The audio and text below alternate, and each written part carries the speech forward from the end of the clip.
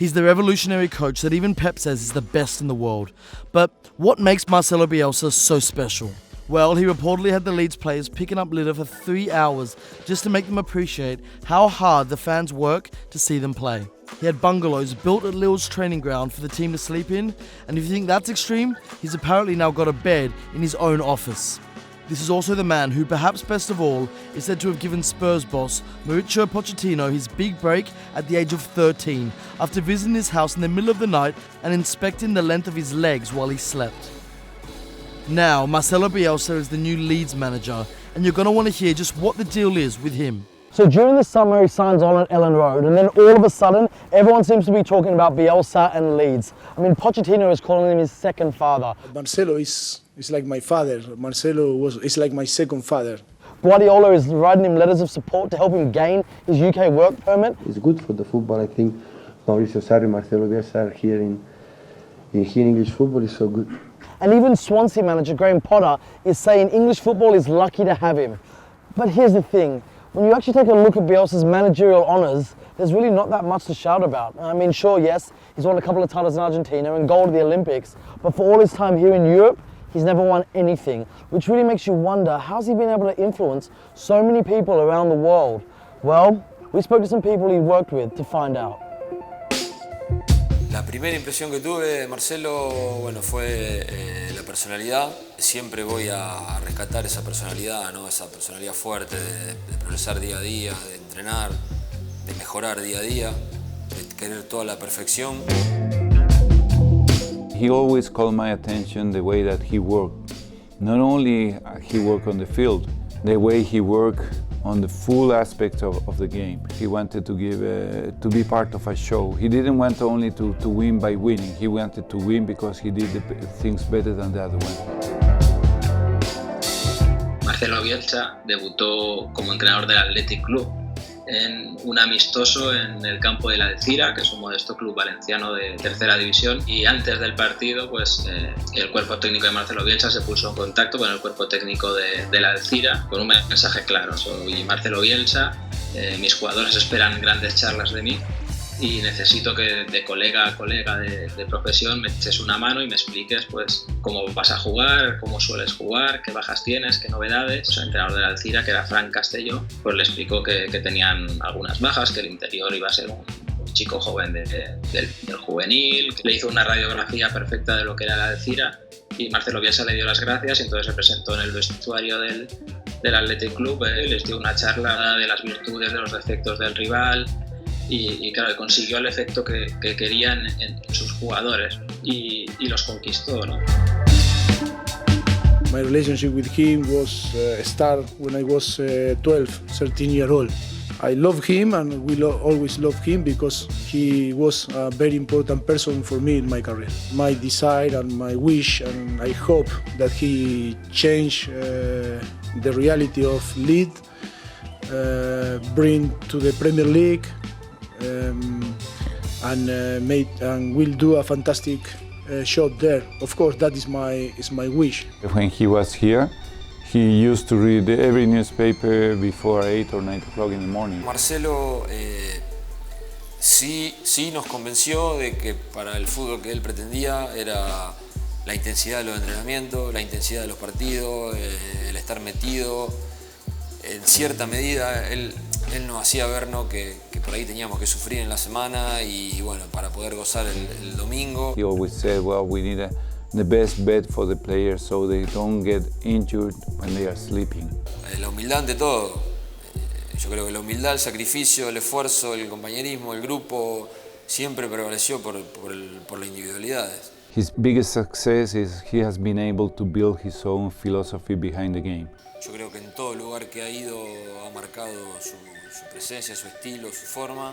O sea, él siempre nos fue de frente, siempre nos fue fiel, nos fue leal y siempre nos dijo que la forma de entrenar era esa, la forma de ver el fútbol era esa. But that was then and this is now, and I want to get a first-hand experience of just how much of an effect El Loco is having on the Leeds team and fans. They've gotten off to a great start and got many Leeds fans dreaming of a return to the glory days. So we're going to head up to Ellen Road, experience the match for ourselves and see just what the fans and club are saying about El Loco.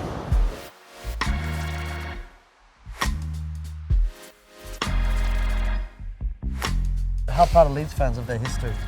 Oh, massively proud. I think it all stems back from the Don Revie years when we were hugely successful in the sort of late 60s, early 70s. And latterly under Howard Wilkinson in the early 90s when the club won both the second division and then the first division title in 1992, which is still the last time that they've won the top flight. We were top of the Premier League. We were the last team to win the first division as it was before the transition into the Premier League. And we were hugely successful. We were a top 4 club. We were constantly there. And that history and that tradition that we always had is really important to what Leeds is. To be honest, I'm kind of a generation of Leeds fans now. We've only really known it to be crap. So I was 10 when they got relegated. So a lot of people, you know about it and you learn about it, and I'm really proud of it. But we've been really mediocre for like 10, 15 years now.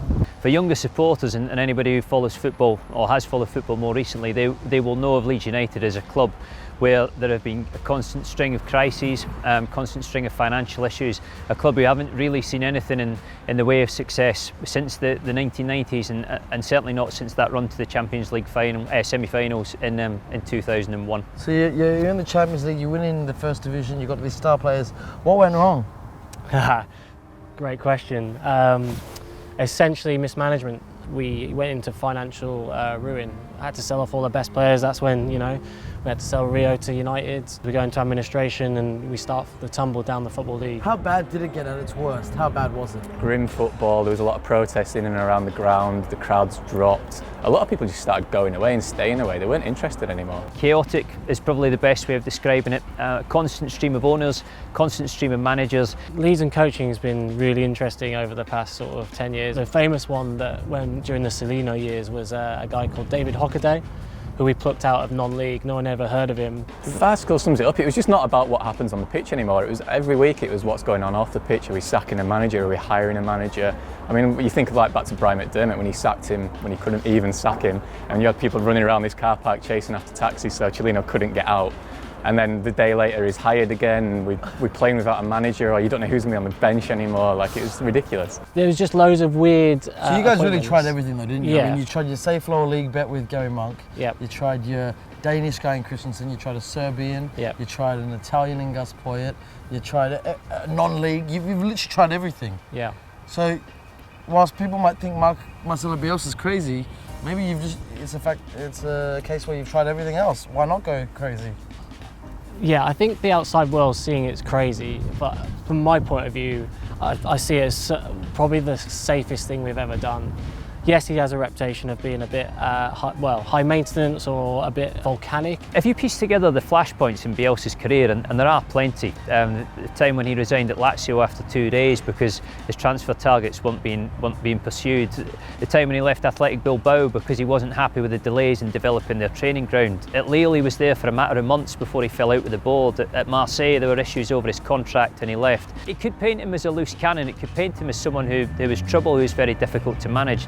But actually, there's no impropriety in these situations, there's no misconduct, there's no attempt by Bielsa to bail out of one club to take a better contract or a better job elsewhere. It always comes down to football, even if it was to go wrong under Bielsa at Leeds. I think everybody will feel that it was worth the risk and it was worth getting involved with him. He's going to do the right things. You look at what's happening at the team, it's essentially the same set of players that finished last year, and the difference is he's a coach, and you can see he's a world-class coach. It's the type of football that you can play in the Championship now. You can play passing football. It doesn't have to be agricultural, long ball, physical, big players. You're getting performances, or we've had performances in the first month that have been unlike anything we've seen here in 20 years, certainly as long as I've done the job. We've got a manager who's better than this club.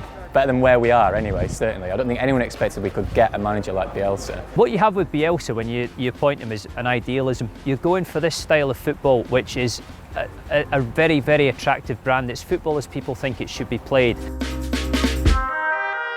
You don't have too many fan bases bigger than the fan base around Leeds United. We're a bit of a throwback club, our support. We've been sort of down here for so long now that modern football's kind of avoided us, kind of like a gang of pirates. So when a gang of pirates get a manager who's known as the crazy one, a loco, I mean, surely that's just a recipe for disaster. I think it's a recipe for glory, isn't it? I just want to be able to sound proud and sort of say, look, we're Leeds, we don't care, but at the same time, the performances on the pitch don't match how great our fans are, how great the fan base is, how great the support is week in, week out. especially at Ellen Road. And that's all we want as Leeds fans, is a team that matches that, and that's what we're getting at the moment. Well, I've heard all about Bielsa from the Leeds fans, but we had to experience this all for ourselves. So we've come to a match at Ellen Road. It's a Tuesday night, and there's a huge crowd, and that's for one reason and one reason only: El Loco's legacy. So let's see what they do on the pitch, and let's see how that affects Oxford.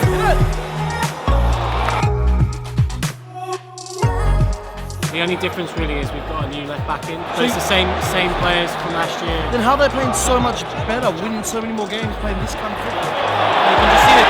You can see the difference with the coaching. You can see they have actual roles now, and there's so much confidence in amongst the players now. You can see it just ooze out of them. We've always been a crowd that loves effort and loves leaving it all out on them. And definitely with the new manager, he requests that. In fact, he enforces it.